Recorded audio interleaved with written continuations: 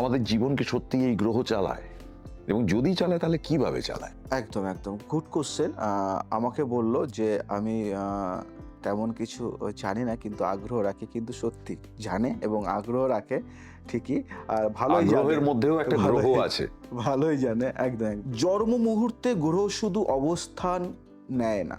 জন্মের মুহূর্তেই গ্রহ শুধু অবস্থান নেয় না, একটা লাইফ কোড রেখে যায়। এই কোডের ভেতর আছে মানুষের ক্ষমতা, দুর্বলতা, কর্মফল, সাফল্যের সময়, ব্যর্থতার সময় এবং প্রেমের ধরন, রাগ, অভিমান, অহংকার আর মৃত্যুর আগ পর্যন্ত তার মূল জীবন পথ।